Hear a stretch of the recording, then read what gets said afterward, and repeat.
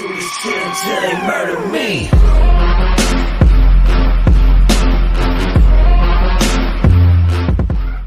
God की गलती से तोया नाम का लड़का मारा जाता है, पर वो उससे माफी भी मांगते हैं और उसे ये भी बताते हैं कि वो उसे फिर से जिंदा नहीं कर सकते उसकी दुनिया में। पर वो उसे ऑफर देते हैं कि वो तोया को एक मैजिकल दुनिया में भेजेंगे जहाँ मैजिक होगा और मैजिकल क्रीचर्स भी होंगे और वो उसे फिर से वहाँ पर जिंदा कर सकेगा।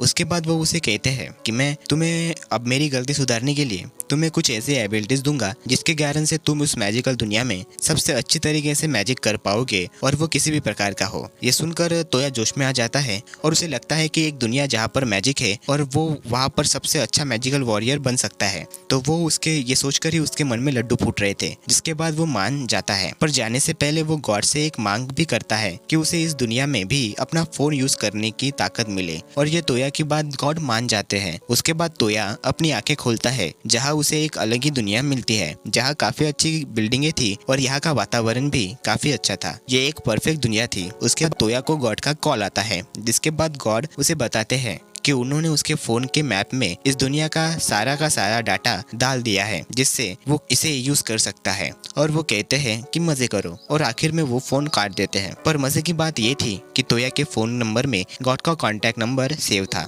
उसके बाद वो एक गांव की तरफ चलना शुरू करता है जो उसने अपने फोन में ही देखा था।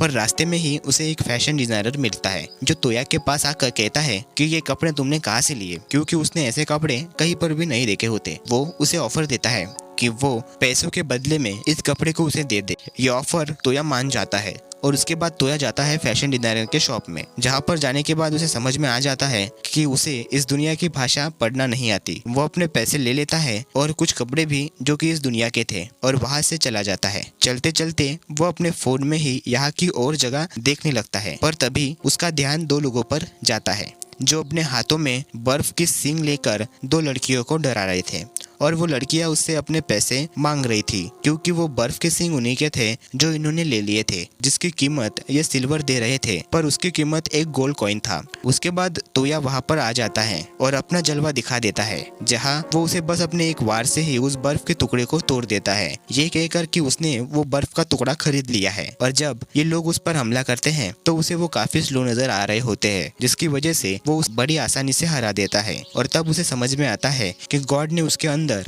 ज्यादा शक्ति डाल दी है। ये सब होने के बाद वो लड़कियां अपना परिचय दे देती है। वो कहती है कि वो दोनों जुड़वा बहनें हैं जिनका नाम होता है एल्जा शिहोन्स्का और लिंजा शिहोन्स्का। तोया अपना नाम भी उन्हें बता देता है। इतना अजीब नाम सुनकर उन दोनों को लगता है कि ये लड़का विदेशी है और वो एशियन देश से आया होगा। वो कहती है कि हम तुम्हें यहाँ रहने और घूमने में मदद कर सकते हैं। इसके बाद तोया उनके बर्फ के टुकड़े के पैसे भी दे देता है जो उसने तोड़े थे। उसके बाद ये सभी एक होटल में रात गुजारते हैं और दूसरे दिन चले जाते हैं। उसके बाद दूसरे दिन वो तोया को बताते हैं कि यहाँ रहने के लिए और कमाई करने के लिए हमें कुछ मिशन को पूरा करना पड़ेगा। वो उसे सामने वाले बोर्ड पर लगे हुए पैम्फलेट को दिखाते हैं, पर तोया को कुछ समझ में नहीं आ रहा होता कि उसके आगे क्या रखा है। तब उन्हें समझ में आ जाता है कि तोया को पढ़ना लिखना नहीं आता, वो अनपढ़ है। उसके बाद ये डिसाइड करते हैं ये एक ग्रुप बना के मिशन पूरा करेंगे और उसके बाद वो एक भेड़िए को मारने का मिशन बड़े मजे के साथ पूरा करते हैं, जिसके खत्म होने के बाद तोया उन दोनों से कहता है कि मुझे एक और मदद चाहिए। वो उन्हें बताता है कि उसे कोई भी मैजिक नहीं आता और पढ़ना भी नहीं आता, तो क्या वो लोग उसकी मैजिक सीखने में मदद करेंगे। ये बात सुनकर एल्जा कहती है कि ठीक है, पर एक बात है कि मैजिक वही सीख सकता है जिसके पास उसको करने की योग्यता हो और वो सबके पास नहीं होती। ये सुनकर तोया कहता है कि नहीं, मुझ में ये योग्यता ठूस ठूस कर भरी है, तो चिंता करने की कोई बात नहीं है, क्योंकि उसे गॉड पर पूरा भरोसा था। उसके बाद ये दोनों भी मान जाती है क्योंकि लिंजा मैजिक में काफी अच्छी होती है, तो वो उसे सिखाती है। उसके बाद वो तोया की ट्रेनिंग शुरू करते हैं। लिंजा उसे कुछ स्टोन दिखाती है जो प्रकृति के किसी न किसी भाग से भाग को दर्शाते हैं। वो 6 स्टोन होते हैं जो कि होती है अग्नि, जल, पृथ्वी, हवा, प्रकाश और अंधेरा। और इसके अलावा एक मैजिक भी होता है जिसे नल मैजिक कहते हैं। पर इसे हर कोई यूज नहीं कर सकता। उसे वही यूज कर सकता है जो इसके योग्य हो। पर इन सब से तोया को कोई फर्क नहीं पड़ता, क्योंकि उसके साथ गॉड है। वो मैजिक सीखना शुरू कर देता है। पहले तो वो उस 6 स्टोन को अच्छी तरीके से यूज करना सीख जाता है और आखिर में वो नल मैजिक भी यूज करना सीख जाता है, जिससे वो एक पोर्टल खोलता है, जिससे एक जगह से दूसरे जगह जाना आसान हो जाता है। ये देखकर ये दोनों चूक जाते हैं, क्योंकि किसी का भी इतनी जल्दी से मैजिक सीखना और वो भी सारे के सारे कोई मामूली बात नहीं थी। पर तोया को ये सब अच्छा नहीं लग रहा होता। उसे लग रहा होता है कि ये सब बस चीटिंग है, क्योंकि उसने बिना प्रैक्टिस के ही ये सब को हासिल कर लिया, सिर्फ गॉड की मदद से। पर कुछ दिनों के बाद तोया सब स्टोन और मैजिक को अच्छे तरीके से यूज करना सीख जाता है और उसके लिए वो काफी हार्ड ट्रेनिंग भी करता है। उसके बाद ये काफी सारे मिशन पार करते हैं ताकि उन्हें पैसे मिल सके। कुछ दिन ऐसे ही मिशन करने के बाद वो सोचते हैं कि आज हमें कुछ एक स्पेशल मिशन करना पड़ेगा और वो एक मिशन करने का फैसला लेते हैं, जहां उन्हें एक लेटर देश के राजधानी में पहुंचाना होगा।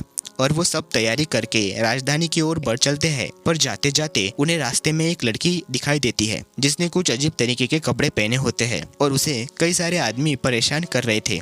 और उस लड़की को काफी भूख भी लगी थोट रही होती है, पर फिर भी उनको अच्छी तरीके से वो मारती है। पर खाना न खाने की वजह से वो गिर जाती है। ये देखकर ये सभी उसकी मदद करने के लिए वहां पर चले जाते हैं। पर वो उसे एक जगह लेकर चले जाते हैं जहां वो लोग उन्हें नहीं ढूंढ पाएंगे। और वो लड़की उन्हें अपना नाम बताते हुए कहती है कि मेरा नाम कोकोनोए याई है और वो एशियन देश से होती है, और इसी वजह से शायद उसकी ड्रेसिंग इतनी अजीब थी।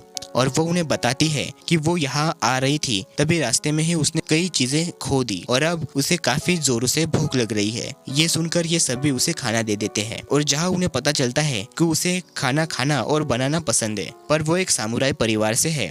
वह उन्हें ये भी बताती है कि वो एक सफर में निकली थी जहाँ राजधानी की ओर जा रही थी और रास्ते में ही उसने कई सारे बुरे लोगों की पिटाई भी की। ये सुनकर वो दोनों बहनें कहती है कि हम भी वहीं पर जा रहे हैं और तुम भी हमारे साथ चलो, जिसकी वजह से वो भी उनके साथ जाने के लिए मान जाती है और वो अपने सफर में निकल जाते हैं। रास्ते में ही लिंजा तोयो को मैजिकल बुक देती है, जहाँ वो उसे बताती है कि इस बुक में कई सारे प्रकार के मैजिक है जो कि सिर्फ नल मैजिक है, पर ये मैजिक सभी लोग यूज नहीं कर सकते। एक आदमी बस एक ही मंत्र को यूज कर सकता है। ये सुनकर तोया कहता है कि मैं जितने ज्यादा हो सके उतने मंत्रों को यूज करूंगा। और कुछ समय बाद वो लोग को सुलाने का और चीजों को एक जगह से दूसरे जगह भेजने का और अपने सारे सेंसेस को तेज करने का मंत्र यूज करना सीख जाता है। कुछ समय बीत जाने के बाद उसे कहीं से खून की खुशबू आ रही होती है, क्योंकि उसने मैजिक का यूज करके अपने सारे के सारे सेंसेस की ताकत बढ़ा ली थी।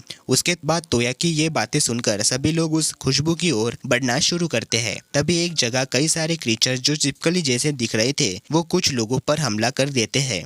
पर चौंकाने की बात ये थी कि वो हर बार इनकी संख्या बढ़ती जा रही होती है, जिसके कारण उनके साथ आई एक मैजिशियन थी। तोया और उसके साथी यहाँ पर जाते हैं, जहाँ तोया तो पहले उस मैजिशियन को नीचे गिरा देता है और सभी लोग उनको एक एक करके हरा देते हैं। पर रथ के अंदर एक आदमी को एक तीर लग जाता है, पर तोया यहाँ आके पहले तो उसके तीर को सीने से दूसरी जगह पर भेज देता है और उसके बाद उसे हील मैजिक ठीक कर देता है। और वो लड़की जो कि उस रथ के अंदर थी, उसका नाम सुशी ऑर्टलिंडे था, जो कि अल्फ्रेड की बेटी थी, और उस आदमी का नाम था लीम, जो अल्फ्रेड के लिए काम करता था। जो तोया को बताता है कि वो सुशी की माँ को देखने के लिए जा रहा होता है राजधानी, और वो कहता है कि अब मेरे पास ज्यादा आदमी नहीं बचे हैं, तो क्या तुम हमारे साथ चल सकते हो हमारी सुरक्षा करने के लिए। ये सुनकर तोया भी उनके साथ जाने के लिए मान जाता है और कुछ समय बाद ये सभी राजधानी पहुंच जाते हैं, जहाँ सुशी के पिता यानी कि अल्फ्रेड तोया को बताते हैं कि सुशी की मॉम कुछ सालों पहले से देख नहीं पा रही है और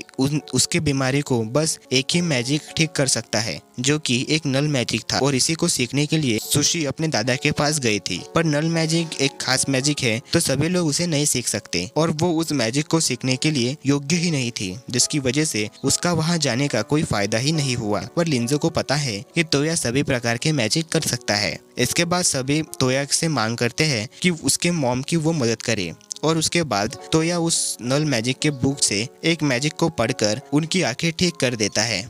जिसकी वजह से वो कई सालों बाद अपने बेटे और पति को देख पाती है और सारा परिवार फिर से एक साथ हो जाता है। जिसकी खुशी में अल्फ्रेड उन सबको गिफ्ट देने के लिए बुलाते हैं, जहां वो उन्हें 40 प्लेटिनम कॉइन से भरा हुआ थैला दे देते हैं, जो असल जिंदगी में 40 करोड़ के बराबर था। ये देखकर तोया खुश हो जाता है। साथ में ही वो उन्हें 4 बैज भी देते हैं, जिससे वो यहाँ पर कहीं भी घूम सकते हैं और उन्हें कोई नहीं रोकेगा और उन्हें वो सब कुछ सुविधा मिलेगी जो उन्हें मिलती है। और यह सब लोग खुश हो जाते हैं और उसके बाद ये यहाँ से निकल जाते हैं। रास्ते में ही याई इनको कहती है कि तुम्हें पता है कि मैं एडवेंचर की तलाश में निकली थी, इसी वजह से मैं अब से तुम्हारे साथ ही रहूंगी, जिसके बाद तुम्हें भी मेरी मदद मिलेगी। और ऐसे इनके ग्रुप में एक परमानेंट मेंबर आ जाता है। उसके बाद ये राजधानी में कुछ खरीदारी करते हैं और वापस अपने रूम में वापस आ जाते हैं। और जब उनके पास करने के लिए कुछ नहीं होता, तब तोया अपने फोन की मदद से अपने दुनिया से चीजें इस दुनिया में लेकर आता है और उसे बनाता है, जैसे कि आइसक्रीम और सोज, जिसे जापानीज चेस भी कहा जाता है। और वो अल्फ्रेड को चेस खेलना सिखाता है और उसके बाद क्रीम रोल भी खाने के लिए देता है, जो उन्हें काफी पसंद आता है। कुछ दिनों बाद ये डिसाइड करते हैं कि ये राजधानी के प्राचीन खंडरों में जाएंगे, जहाँ पर कुछ तो है। शाही राजधानी कई सालों पहले ही बदल गई थी, पर अब यहाँ हेडलेस नाइट का कब्जा है और वो लोगों को डराता है। वहाँ जाने के बाद एल्स और याई उसको तलवार से और लिंजी मैजिक से बड़ी आसानी से रोक देते हैं। तोया अपनी मैजिक को यूज करके ये पता लगा लेता है कि उसके नीचे एक बहुत बड़ी गुफा है, जहाँ खजाना भी हो सकता है। ये सभी उस जगह चले जाते हैं, पर उन्हें एक दरवाजा रोक लेता है, जिस पर प्राचीन चिन्ह बने हुए होते हैं और कुछ लिखावट भी थी जो कि तोया को समझ में नहीं आती। इसी वजह तोया अपने फोन में उन सभी चीजों की फोटो ले लेता है और उसके बाद वो उस दरवाजे को तोड़ देता है।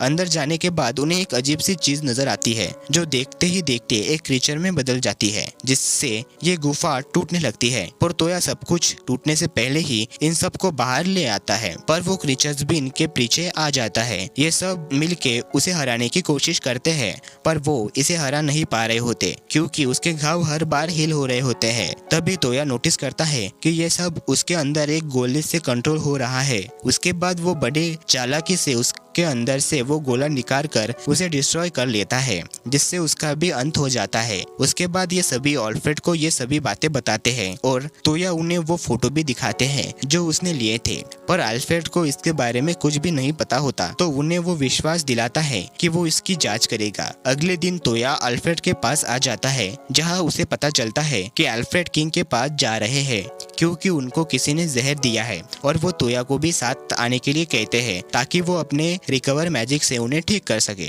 उसके बाद वो उसे बताता है कि किंग के देश के पास एक राज्य है, शेर का राज्य, और वो काफी शांति प्रिय है। वही है जो उनको जरा भी पसंद नहीं करता। यहाँ प्रॉब्लम ये है कि किंग की बस एक ही कमजोरी है, और वो है उनकी बेटी यूमिनो। तो बात ये है, किंग के मरने के बाद जिस किसी ने उससे शादी कर ली, तो वो नया किंग बन जाएगा और वो उन पर हमला कर देगा, जिसकी वजह से इनके समझौते टूट जाएंगे और रिश्ते भी खराब हो जाएंगे। कुछ समय बाद ही वो वहाँ पर पहुँच जाते हैं, और जब अंदर जा रहे होते हैं तभी उनसे काउंट बोल्का मिलता है और उन्हें वो बताता है कि जिसने किंग को जहर दिया था वो हिरासत में है। पर इन दोनों को उस पर भरोसा नहीं होता। आखिरकार वो इसके बातों पर ध्यान नहीं देते और किंग के पास आ जाते हैं, तो यह उन्हें अपने रिकवर मैजिक से ठीक कर देता है। उसके बाद वो जाता है डाइनिंग टेबल के पास, जहाँ से किंग को जहर दिया गया था। उसके बाद वो अपने सर्च मैजिक से ये पता लगाता है कि इस रूम में कहाँ जहर है। उसके बाद वो सभी को यहाँ पर बुला लेता है, किंग, क्वीन,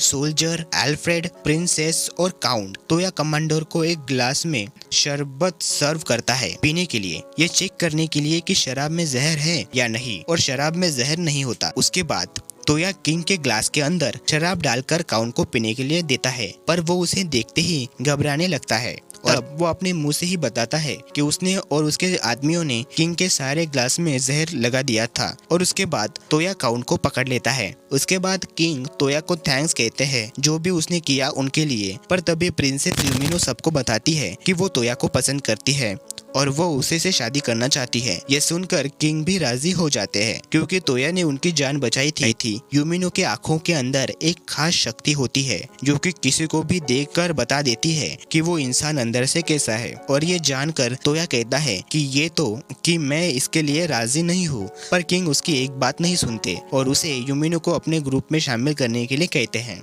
और अब यूमिनो भी उनके ग्रुप में है। किंग और क्वीन यूमिनो को कहती है कि तुम भी तोया की तरह बहादुर मजदूर बनकर लौटना। उसके बाद यूमिनो बड़े शान के साथ अपने आप को तोया की वाइफ कहते हुए इंट्रोड्यूस करती है, जिसके बाद याई को वो जरा भी पसंद नहीं आता। पता नहीं क्यों सबको लगता है कि वो बस एक प्रिंसेस है और उसे लड़ना नहीं आता, पर उसको भी एक मैजिक स्पेल आती है जिससे वो दूसरे दुनिया की क्रीचर्स को बुला सकती है और वो ये स्पेल तोया को भी सिखाती है। जिसके बाद तोया एक प्राचीन सफेद शेर को बुलाता है जो कि काफी शक्तिशाली था, जिसका नाम कोहोकू था। वो तोया के साथ एक करार करता है कि वो सबके सामने एक छोटा पपी बन के रहेगा, जिससे तोया उसे यूज कर सकता है और कहीं भी ले जा सकता है। कुछ दिनों के बाद उन्हें एक और मिशन मिलता है, पर इस मिशन के लिए लड़कियां जरा भी खुश नहीं होती। इसकी वजह ये थी कि उन्होंने इस मिशन में एक पैलेस में जाना पड़ेगा जहाँ एक रहस्यमयी स्लम है जो कि कांटेक्ट में आते ही कपड़ों को गला देता है, और इसी वजह से लड़कियां खुश नहीं थी। उसके बाद वो अंदर उस पैलेस के अंदर चले जाते हैं